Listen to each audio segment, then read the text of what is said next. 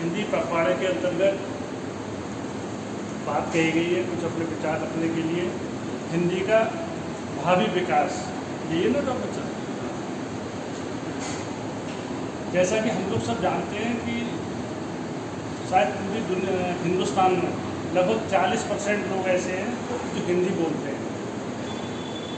आपको पूरे देश में, यहाँ तक कि चाहे आप तमिलनाडु में चले जाइए, आंध्र प्रदेश में चले जाइए, अरुणाचल प्रदेश में चले जाइए, आपको हिंदी बोलने वाले और समझने वाले हर जगह मिल जाएंगे। जब हमारा देश आज़ाद हुआ था तो उस समय तक ये चला था बाबा कि किसी भी देश की भाषा होनी चाहिए, तो इस बात पर बहुत बहस चली हमारी भाषा क्या होगी। जब बात हिंदी की आई तो उस समय बहुत विरोध हुआ हिंदी का। उसके बाद ये रहा कि 15 साल तक अंग्रेजी को और उसके साथ हिंदी को भाषा के ऊपर रखा गया। तो 14 सितंबर 1949 को हिंदी को राष्ट्रभाषा घोषित किया गया। इसीलिए आपने जो देखा है प्रतिवर्ष हम लोग मनाते हैं 14 सितंबर को हिंदी दिवस के रूप में मनाते हैं। जहाँ तक मेरा मानना है, हिंदी सिर्फ बोलने और लिखने की भाषा ही नहीं, ये हमारी फीलिंग की भाषा है, अनुभव करने की। हमारी जो बात कहने की क्षमता है या हम जो कुछ कहना चाहते हैं वो सिर्फ अपनी मातृभाषा जो हमारी राजभाषा है हिंदी, उसमें ही कह सकते हैं।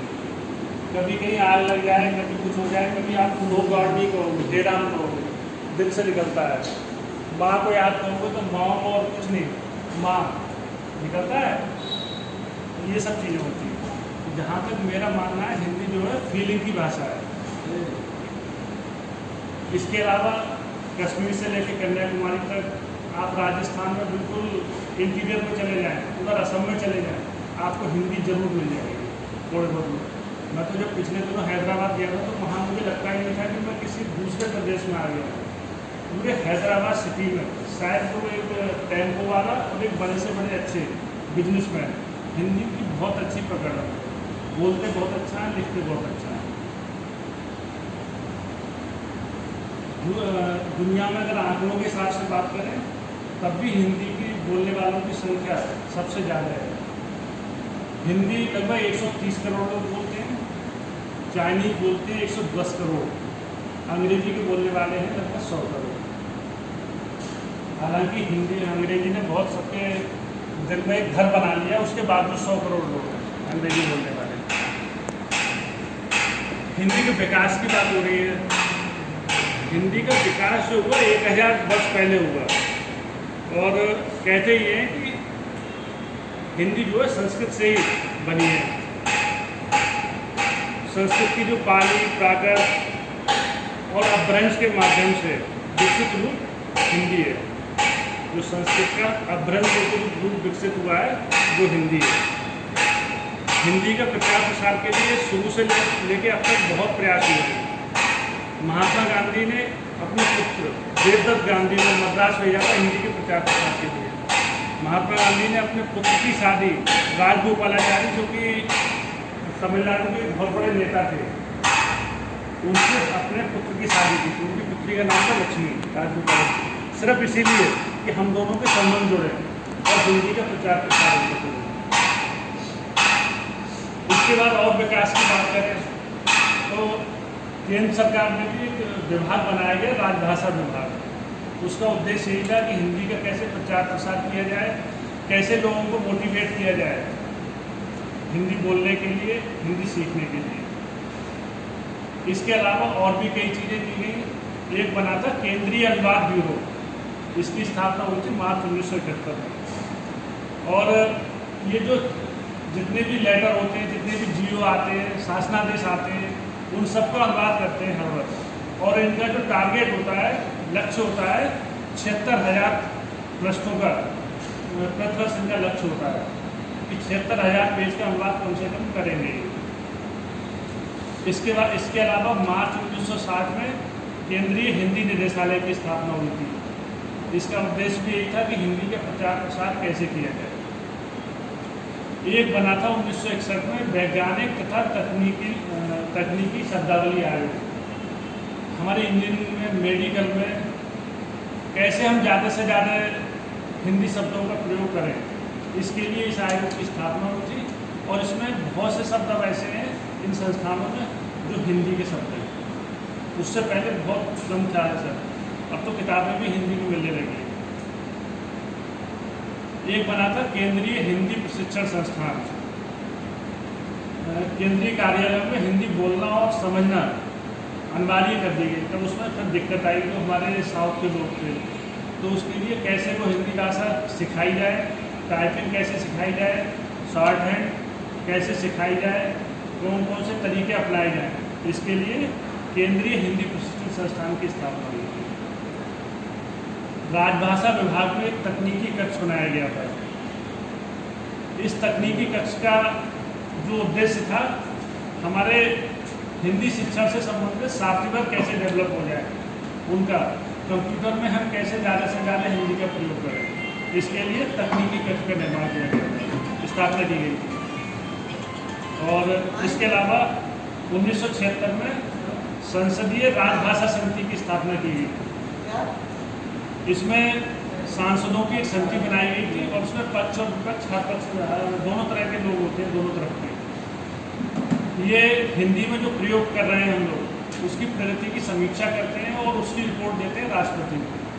और उसके बाद उनको लागू करवाने के लिए जो भी नियम या कानून बनाए जाते हैं, ये इसका काम होता है संसदीय राजभाषा समिति का। एक है केंद्रीय हिंदी समिति, इसके लिए प्रधानमंत्री अध्यक्ष होते हैं और इसमें सभी मंत्री सदस्य होते हैं। इसका काम भी यही है कि हिंदी का प्रचार प्रसार कैसे किया जाए ज़्यादा से ज़्यादा। एक हिंदी सलाहकार समिति है, अगर आपने सुनी हो, ये जितने भी विभाग होते हैं उन सब में बनाई गई है। और इसका जो मुखिया होता है वो मंत्री होता है, और इसमें भी फिर यही काम होता है कि हमारे मंत्रालय में कैसे ज़्यादा से ज़्यादा हिंदी का प्रयोग किया जाए। एक राजभाषा कार्यान्वयन समिति भी बनाई गई है। केंद्र सरकार के जितने भी कार्यालय हैं उसमें राजभाषा का प्रयोग कैसे किया जाए, इसका जो मुखिया होता है राजभाषा कार्यान्वयन समिति का, इसका मुखिया होता है वहाँ का विभागाध्यक्ष। और कैसे हिंदी का ज़्यादा से ज़्यादा हम लोग प्रयोग करें, इसकी उसमें बात की जाती है। वर्तमान स्थिति की जहाँ तक बात करें तो अभी हम हिंदी में बहुत पिछड़े हुए हैं। पता नहीं क्या है, एक अंग्रेजी रच बस गई है, जबकि अंग्रेजी मैं जहाँ तक समझता हूँ, जैसे एक कहानी मैंने सुनी थी, बिल्ली, कुत्ता और शेर। तो किसी को कोई अन्यथा ना ले, उन्होंने कहा बिल्ली जा रही थी सब झुंड में, आ गया है कुत्ता, तो बिल्ली ने क्या किया, कुत्ते की भाषा निकालना शुरू कर दी। अब वो बिल्ली वालों से भी अलग हो गया और कुत्ता भी बोले पता नहीं कौन है ना। ऐसे कुत्ते जा रहे थे झुंड में, आ गया शेर, हाँ बिल्ली, फिर एक शेर आ गया सामने। अब बिल्ली अपनी भाषा तो बोल ही रही थी, उन्होंने शेर की आवाज़ निकालना शुरू कर दी। अब वो शेर भी डर गया, बोले ये क्या हुआ, बोले ये तो बिल्ली की आवाज़ तो है नहीं। तो कहीं की अंग्रेजी का रूप थोड़ा इस तरह का भी हो गया है कि अपनी बात को एक कहना और उस चीज़ के लिए फॉलो करना और उसके लिए समाज में अपना एक वो बनाना, इसके लिए थोड़ा सा अलग साबित करना। हालांकि ऐसा कोई काम नहीं है मेरे ख्याल से जो बगैर हिंदी के संभव ना हो पाए।